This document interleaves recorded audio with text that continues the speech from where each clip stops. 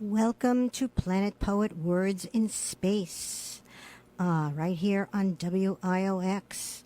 I'm your host, Sharon Israel, and it's a real pleasure to welcome to the show today Albany poet, photographer, activist, and a major force in the poetry community of Albany, New York, Dan Wilcox. Hi, Dan.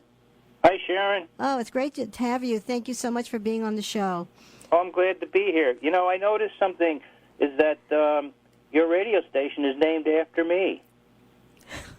It's W-I without the L and C, O-X. That is great. I'm going to say it's Dan Wilcox Radio, WIOX.org. That's great. It's a wonderful observation, Dan. I'm going to read everybody your bio.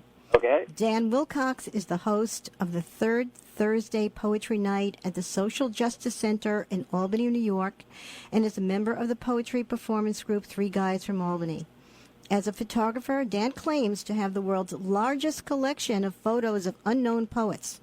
He has been a featured reader at all the important poetry venues in the Capital District and throughout the Hudson Valley, and is an active member of Veterans for Peace.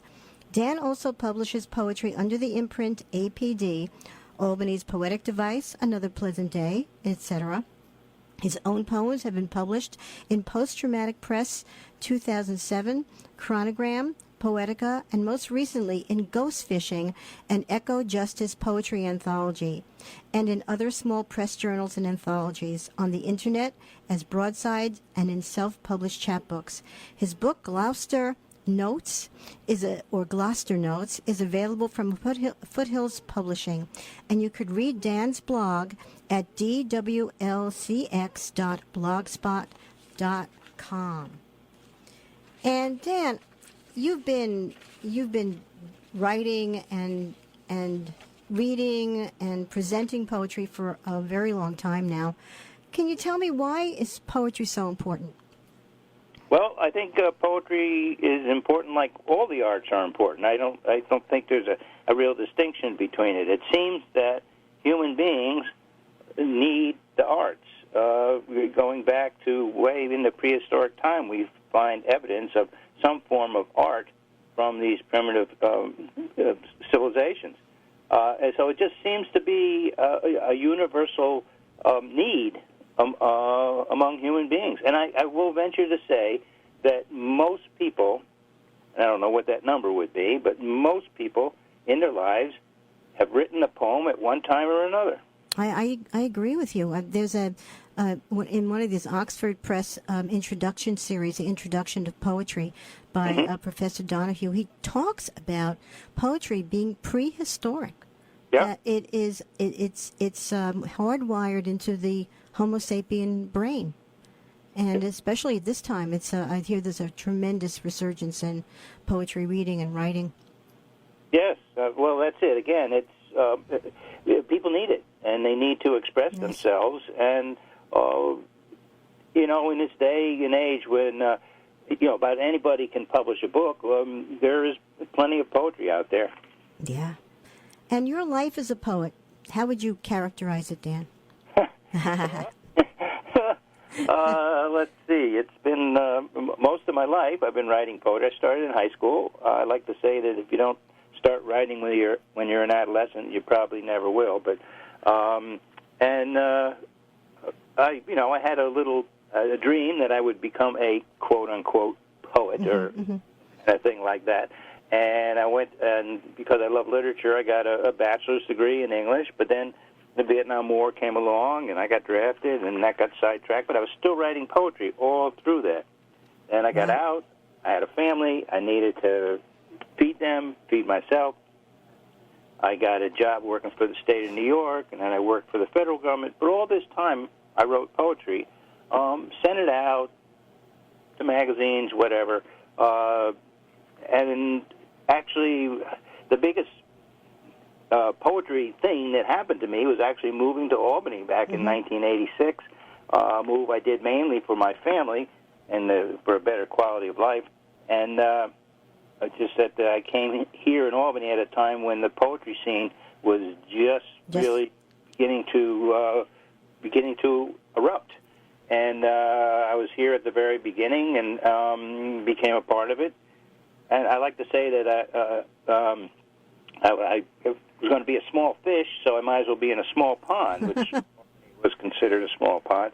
But the scene got very big here in Albany, and just through time, just through being here year after year after year and doing this, I've become somewhat bigger than a small fish. Well, you are the scene in many ways, and it's a very burgeoning. It's not burgeoning anymore. It's there. It's vibrant and rich.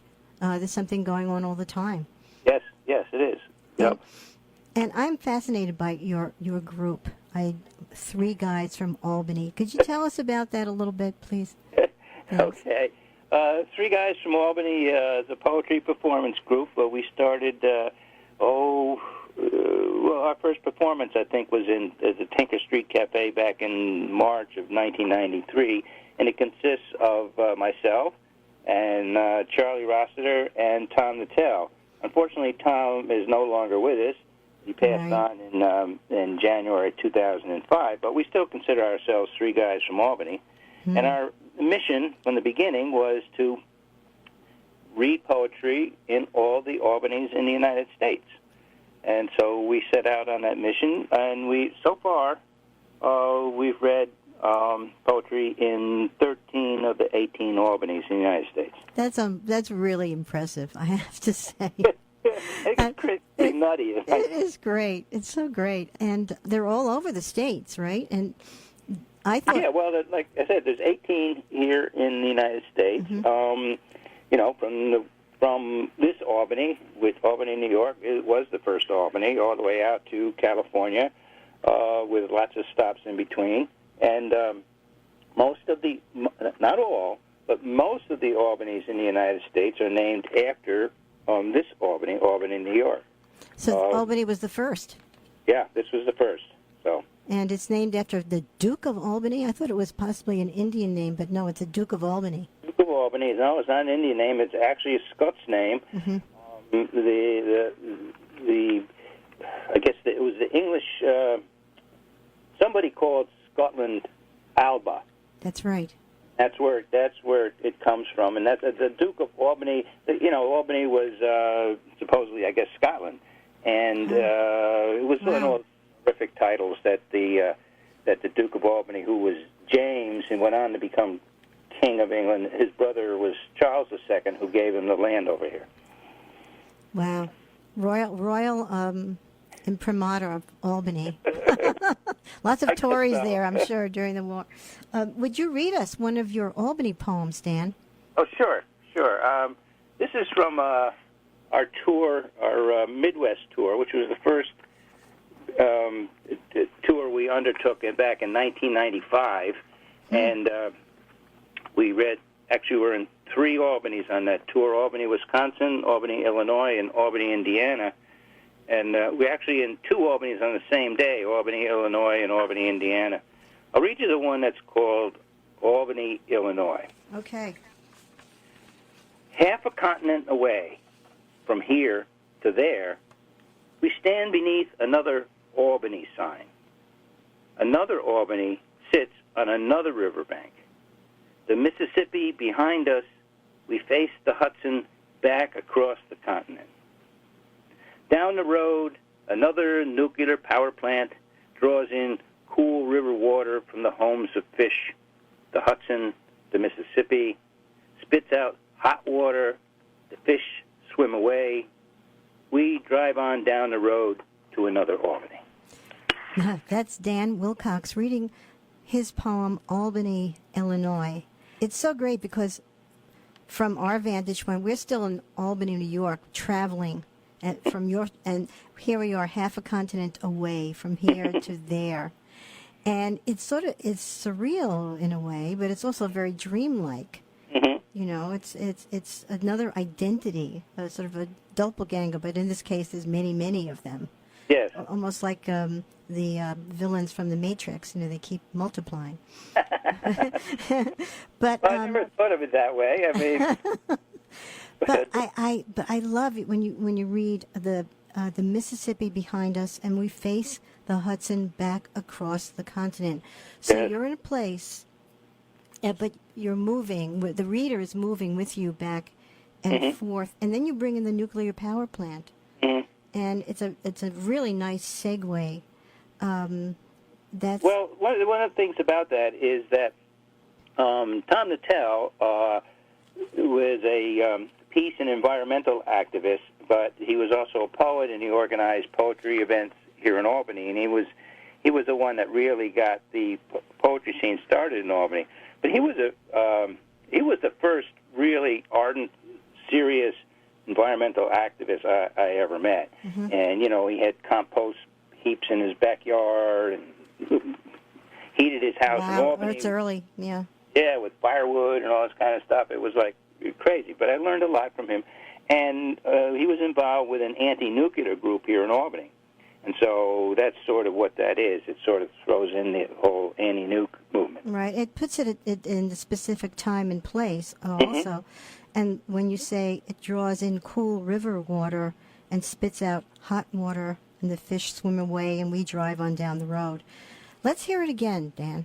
Okay, all right. Albany, Illinois. Half a continent away from here to there, we stand beneath another Albany sign. Another Albany sits on another riverbank. The Mississippi behind us, we face the Hudson back across the continent. Down the road, another nuclear power plant draws in cool river water from the homes of fish, the Hudson, the Mississippi, spits out hot water. The fish swim away. We drive on down the road to another Albany. Thank you, Dan. Hey. You're listening to Planet Poet Words in Space, an edition of The Writer's Voice at WIOX. We're live and local, and I'm Sharon Israel, your host, talking by phone from Albany, New York, with poet, photographer, and activist Dan Wilcox. So, Dan, you started talking about your friendship and collaboration with Tom Natel. And when you arrived in Albany, he was active in the Albany scene already, the poetry community? Yes, in a sort of a tentative way. And again, from his activism, he started an event in 1984, an annual event called the Readings Against the End of the World. And if you remember, in 1984 was the start of the Reagan era, and Reagan wanted to ramp up the nuclear bombs and all that. And Tom was part of a local group here called the Albany Peace and Energy Council, which was an early anti-nuke group in Albany. And they started this event called the Readings Against the End of the World as a fundraiser for the Albany Peace and Energy Council.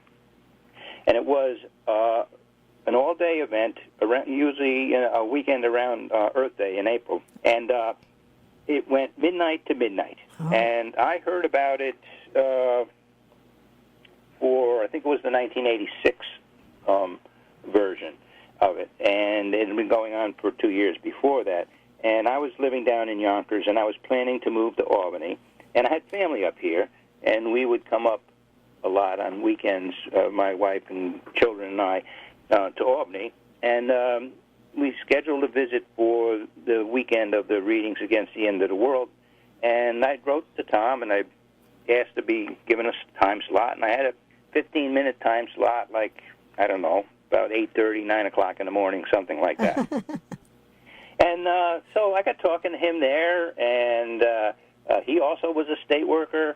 And when I told him I'd be moving up and all that, so we stayed in touch. And within a year, I actually moved up in that summer to work up here, but within a year, my family and I moved into our house. And it turns out Tom lived about 5 blocks away. Oh, great. And, yeah. And so, and he continued that for 10 years. The last Readings Against the End of the World, when he was running it, was 1993.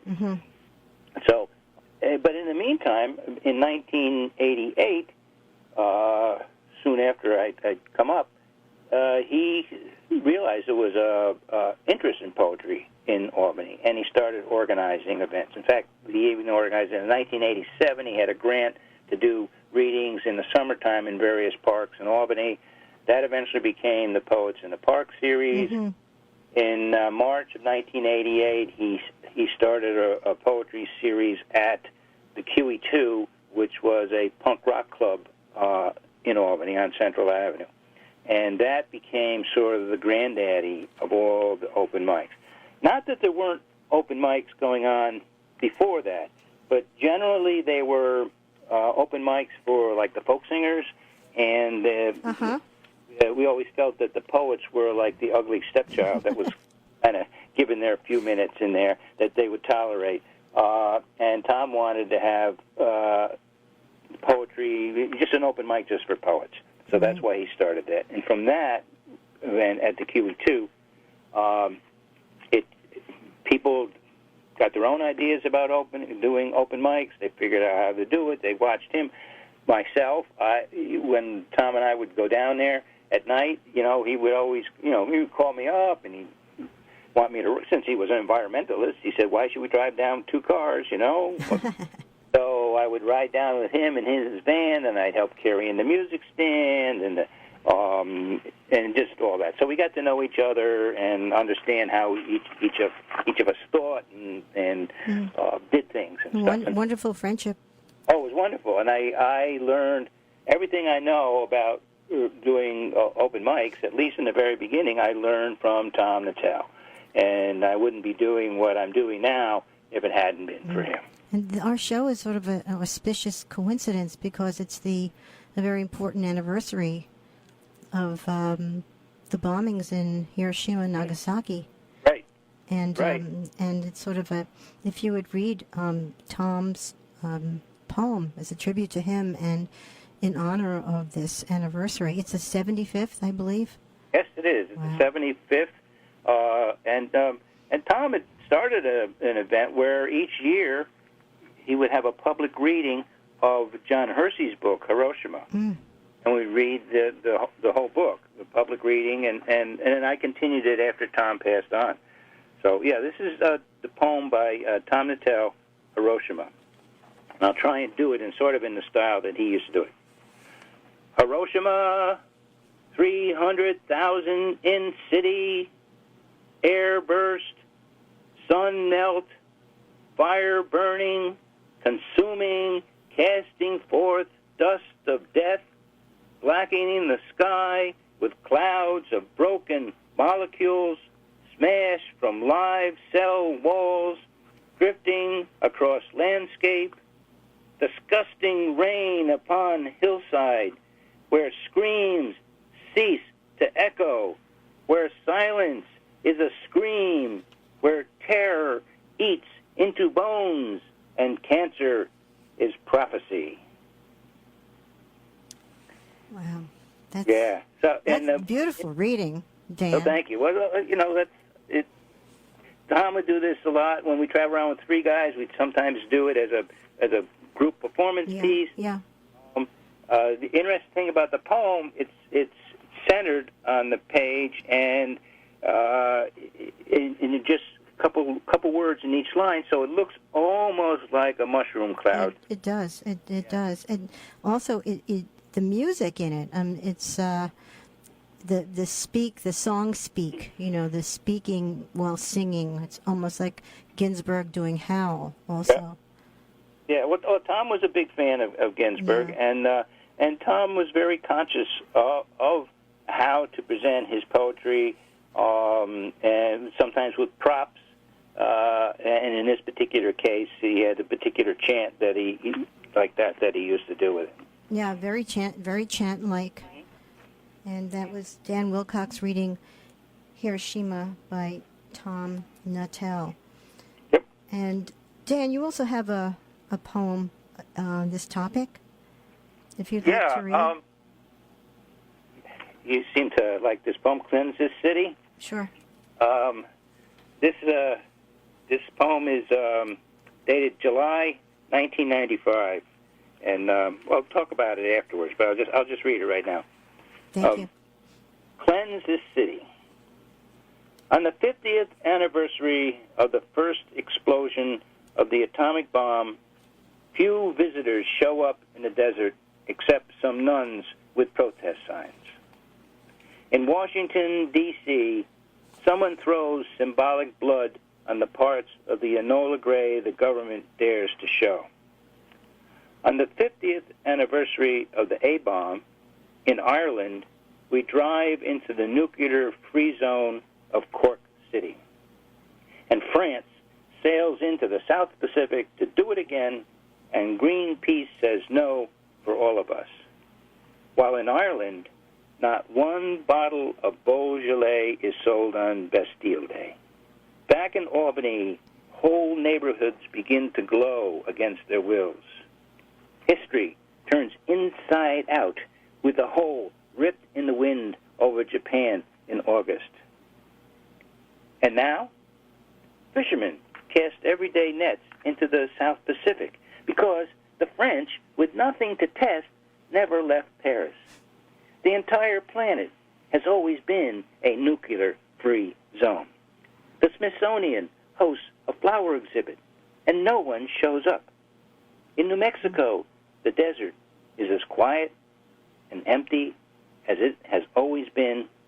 There is no lacquer, no mark, and there is more light under the stars than there ever could be under any cloud.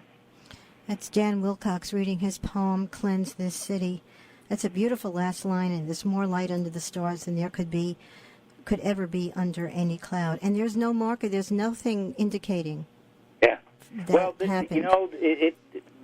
What happens in this poem is an interesting thing. The first part actually talks about things that were happening on the 50th anniversary of the bomb, particularly in the United States. But my family and I just happened to be in Ireland at the time. The first test of the atomic bomb was on July 16, 1945, and prior to that test, some physicists and scientists thought the phrase I use, history turns inside out with a hole ripped in the wind over Japan in August.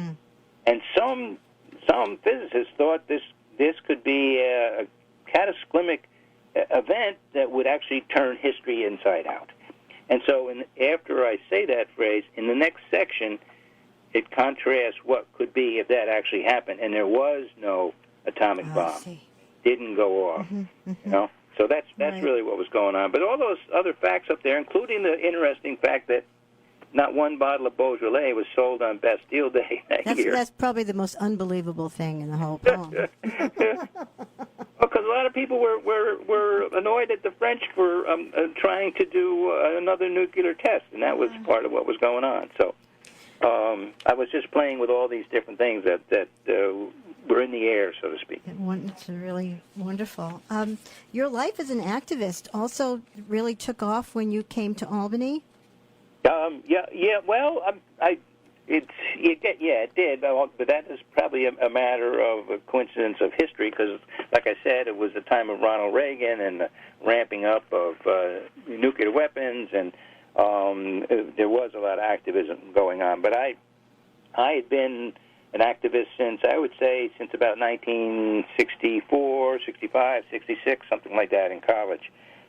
So I had started then against the Vietnam War, and even though I was eventually drafted and ended up in the Army, fortunately I stayed here in the United States, so I'm a very lucky man. But I was still, even when I was in the Army, it was still anti-war, and I was anti-war afterwards, but I think I really got active again, once again, like I say, moving to Albany. The times were such that that's what was going on. I also met Tom, and he was already involved in the community here, so through him I met lots of people and was able to get involved. Including Paul Grandal, who did a beautiful interview with you, thank you. From the New York Writers Institute.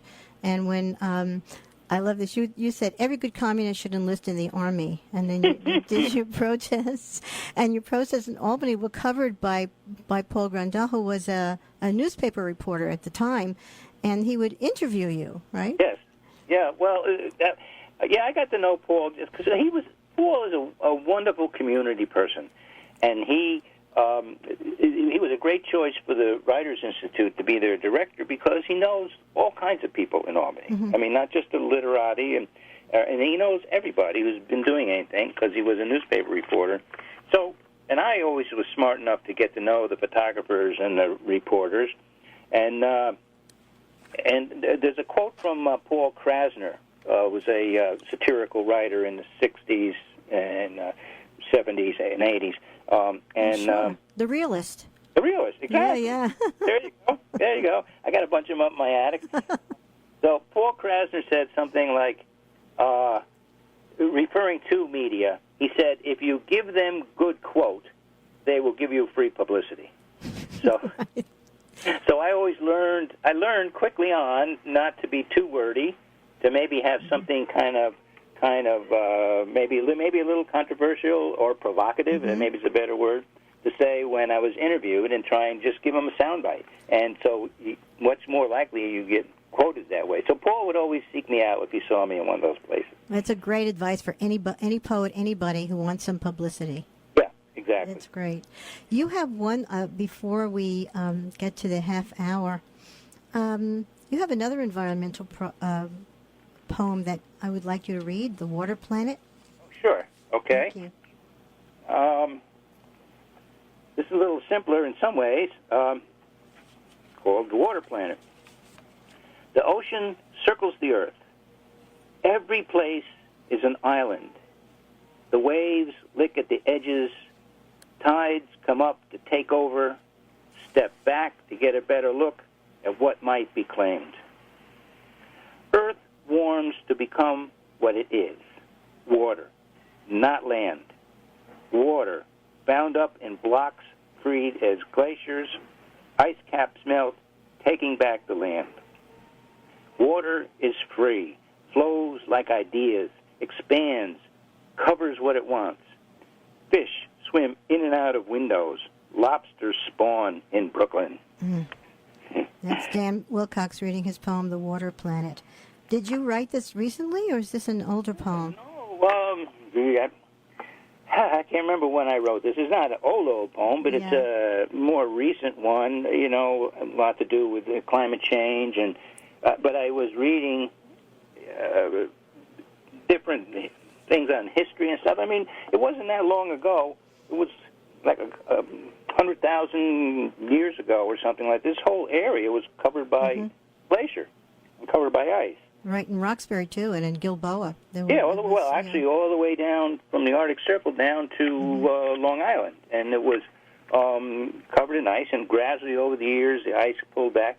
But what happens, you have an ice age, the water is tied up into ice. Right. And so the reason we have all these lakes and stuff in upstate New York is because the ice melted, and they formed these lakes and rivers. And so I was thinking about how now, I'm not saying that global warming is just a total natural process. I mean, it is to some degree, but of course our human activity has accelerated tremendously. But I was just trying to make the point that water is just the natural state of the earth, and that if someday, these coastal areas like Brooklyn are flooded, fish will be swimming in and out of windows. Lobsters spawn in Brooklyn. It's going to happen. Yeah, exactly. Really. And today's a hurricane day. It doesn't hit us directly, I think, but yeah. Yeah. So thank you, Dan. I'm sorry we don't have time to read that one again, but okay, that was all right. The Water Planet. You're listening to Planet Poet, Words in Space, community radio in the Catskills on 91.3 FM and streaming live on WIOXradio.org. I'm talking with Albany-based poet, photographer, and activist Dan Wilcox. And now this is our segment with Pamela Manché Pearce, our poet at large, will join us for news from the world of poetry. Hello, Pamela. Hello, Sharon. Hello, Dan. Hi, Pamela. So, Pamela, what do you have for us today? Well, first I want to thank Dan. I love your poetry, and that image with the line, the ocean circles the earth, will stick with me forever. I mean, but it's just such a fresh, and I mean, when you think you've heard everything possible about the earth, there is this image, and I'm delighted by that. So thank you, Dan. Well, thank you, Thank Pam. you very much. Thank you. It's also a perfect segue because I'm going to read some poem today from Aimé Cesaire, the Afro-Caribbean poet and activist.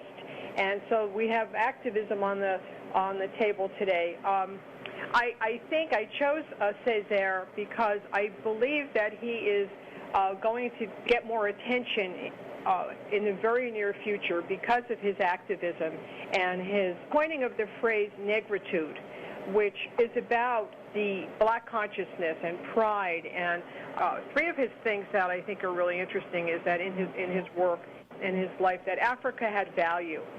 And he wanted to bring black pride to the surface in people's consciousness. And he was anti-colonial. Mm-hmm. Was he the only black surrealist at that period of time? I don't know. You know, he was from Martinique, and he had a very international life after growing up in this little gorgeous island in the Caribbean. He went to the École Normale Supérieure in Paris, and there he met Harlem Renaissance writers and had a wonderful experience with them. He had a book illustrated by Picasso. André Breton visited him in Martinique in 1941, like at the beginning of the war, and he had this life that really put him in the center of European culture and created kind of an awareness of what was happening in the Caribbean. So he is very much surrealist in his art and his work. And I'm going to read a poem of his called The Woman in the Flame. But before that, I'm going to read a quote about his work from Jean-Paul Sartre. Not too shabby to have talk about your work, right? Yes. Okay. It says, our poem explodes and whirls about itself like a rocket. Suns burst forth whirling and exploding like new suns. It perpetually surpasses itself. So I'm going to read you a poem from his book, Solar Throat Slashed, 1948, translated by Clayton Eshelman. Okay? Could you say the name of the book again, Pamela? Solar, S-O-L-A-R, Solar Throat Slashed. Wow. Great title. My goodness. So this is called The Woman and the Flame. A bit of light that descends the spring head of a gaze, twin shadow of the eyelash and the rainbow on a face, and round about, who goes there angelically ambling? Woman, the current weather matters little to me. My life is always ahead of a hurricane. You are the morning that swoops down on the lamp, a night stone between its teeth. You are the passage of seabirds as well. You are the wind through the salty epomias of consciousness. Insinuating yourself from another world, woman, you are a dragon whose lovely color is dispersed, darkened so as to constitute the inevitable tenor of things. I am used to brush fires. I am used to ashen bush rats and the bronze ibis of the flame. Woman, binder of the foresail, gorgeous ghost, helmet of algae of eucalyptus, gone isn't it? And in the abandon of ribbons, very savory swimmer. Oh, that's Pamela Manché Pearce reading from Aimé Cesaire's book? Yes, it's called Solar Throat Slashed. Oh. What imagery in that poem? Isn't it gorgeous? Yeah, the twin shadow of an eyelash. Yes. The gorgeous ghost. It's beautiful work. It's absolutely beautiful work, and he has other poems which are very fiery and very, very much involved with his struggle and the struggle that he was talking about and bringing to the world. And some of them remind me a lot of Maya Angelou with her line, "And still I rise." I mean, you just have that feeling that but we're not forever. So all of his work is very exciting. Well, that certainly is. And I think all of the surrealists need to be here need to be heard again. I think it's time. And you've brought us Aimé Cesaire, and last month you brought us Bruteer, Right. which is another with a Belgian surrealist. May and last month too. I mean, two that in Mallarmé. So I think we're on something here, Sharon. Well, you are our poet at large. And I thank you, and my listeners thank you. Thank you. And and great work. And we'll see you next time, Pamela. All right, and I'm just going to sit back and enjoy Dan's work. So this is wonderful to be a listener now. Thank you so much, Pamela. Thank you, Pam. Much. Bye-bye. Bye-bye. I'm intrigued by Tom Natal. I'm sorry I never had a chance to meet him. I know you took over from Tom, I believe, for the Thursday Poetry Night. No, that was my own event. Oh, okay. But it was inspired by him. When I saw what he was doing, and I just happened to, it was a web cafe that was in Albany at the time, and they were looking to have a regular programming, and they tried some poetry, and the people weren't doing a very good job, and the owner approached me, and she said, she knew I was doing a lot of this, and I hadn't really hosted one regularly since. So I started in 1997, and up until March of this year, it's still been going. I put it on kind of hiatus during this pandemic. But again, if it hadn't been for Tom, I wouldn't have been doing it. So in a way, I did take over Poets in the Park when Tom Poets in the Park, right? That's what I meant. I'm sorry. Yeah, when Tom was dying in 2004, I mean, him not living not far from me, I would walk over to his house and sit with him in the afternoon. I had retired from the state. He was on a disability retirement, and we'd sit around and we'd talk poetry, and Tom was very conscious of the fact he was dying, and he made no bones about it. And so he was trying to plan for that event, having his materials archived and all that. And he surprised me by asking me to continue the Poets in the Park. Tom was a very much in control type person, and I respected that of him. And the people he liked to work with, the people that could work with him, letting him take control, but adding what we could. And so when he asked me to take over Poets in the Park, I thought that it was an affirmation. Yes, a validation. He trusted you, and he was right. Yep. Well, he was, and so that's why I took over Poets in the Park. And for those who don't live in Albany, there's a statue, a poet statue in Washington Park. Yes, Robert Burns, who never came to Albany. Yeah, Robert Burns, and that's where we did it. That's where Tom always did it. And here's another interesting coincidence in that nature. Tom is a partial Scots heritage, as am I. My great-grandfather was living in Albany around the time that the statue was erected. Wow. And so was Tom's great-grandfather. Oh, that is really a coincidence. So I like to think that when they had the grand gathering of Scots clans in Albany to dedicate the Robert Burns statues, that both our great-grandfathers were in that crowd. So, that's pretty wild, I have to say. It is. You've carried on that tradition. Yeah. How interesting is that? So you've been doing this since this annual reading since 1987. Well, yeah, Tom started in 87, and then since that's when he had the series of various readings in parks. And then in 88, he started doing it just in Washington Park. It's usually in July, usually the weekends that don't include the 4th of July, so maybe 3 weekends in July. It's on Saturday nights, 7 o'clock. We have like 2 poets.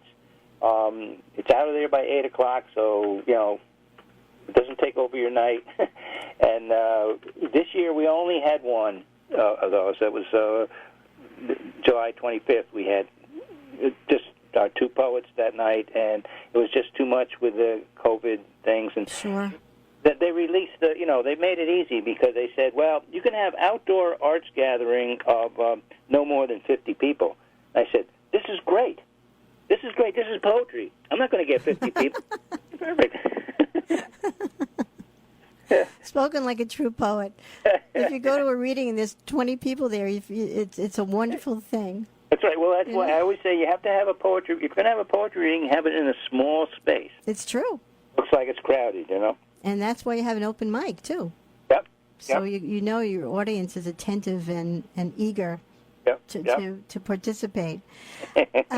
I wanted to ask you, there is a diverse arts poetry community in the Albany area. Yeah. Could you talk a little bit about that, including Troy Kitchen? Oh yeah. Troy Kitchen is a place on Congress Street in Troy. It's a sort of like a food court, but a wonderful, wonderful poet named Danielle Collin started this series. I don't know, 2 years ago now. I don't know what, called Poetic Vibe, and most open mics are like once a month, like on the third Thursday, the first Wednesday, those kind of things. She does this every Monday, and she has been getting good crowds there, and then she's even doing it on Zoom now. Nice. So you can check her out on Facebook and find out about her Zoom. So that's a fabulous event. We've had some slam poetry. Slam poetry didn't really. There are a lot of people like doing slam poetry, but the open mic scene started without slam poetry, really. Slam was just sort of starting that. And so we have to... I'm not a big slam poetry fan. That's basically it. But we have a lot of slam poets. There's been poetry readings at the Gay Lesbian Community Center. So, you know... Albany over the years, events come and go. People try new ones, and particularly when you get young people coming in. You know, I'm one of the old guys in the scene, but a lot of young people are coming in and creating their own scenes. That's wonderful. Yeah, and they're all different, and that's the way it should be. I mean, really, that's the way art should be, and that's how you breed. I mean, it's just like biology. You know, you got to have. Your species has got to have a lot of new individuals entered into it in order for the species to survive, that kind of thing, you know? So same with poetry. Very interesting. When we were talking before the show, you described activism for the Albany poetry community. I've never heard of activism used in that way. I love that. To promote poetry. Yeah, well, actually, this is something I came to as an idea long after I got involved with the poetry scene. But the thing is, what you're really doing in any kind of arts community is you're building a community. That's what is happening, and that is one of the great joys I've found over the years of being involved. Is you have a community, and now with like social media, it's a great way to keep it going. In that sense, or to expand it. But community building is activism, and it's people talking about the issues common for their community, and if necessary, taking to the streets, as we've seen with the Black Lives Matter events. And how has COVID-19 affected the poetry life in Albany and your poetry? Well, it's affected the way it's affected just about everybody in the country, probably in the world, and. You know, there's a lot more of these Zoom events and online events, and they're different, but it's very interesting because it also opens it up for people who couldn't be there. For example, I attend a Zoom poetry open mic last month over in Gloucester. You know, I like Gloucester, and I've been there sometimes in person over there, but I haven't been able to get there. Sure. But it's on Zoom. We had the Walt Whitman birthday celebration in Washington Park on May 31st, the Walt's birthday. We read a Song of Myself, and we have a public reading of it, and we've been doing it in Albany for years. But this year, we had people calling in from Florida, somebody from Ohio. Oh, that's great. As well as throughout New York State, where they probably wouldn't have made the drive. So it's ironic in that it separated us. The thing I miss about the live poetry readings is the hugs. Yeah, I like those hugs, and you can't get them. But in some ways it opens it up to people in other places. It so does. there's the yin and the yang of this pandemic, as there is with everything. And maybe after the pandemic is over, you can maybe do a hybrid, presentation of things. Right. I think we're going to see these things continuing, and we'll have live readings, and we'll have Zoom readings, and we'll have a whole mix of things. And I think it can only work for the expansion of poetry and the expansion of the poetry community.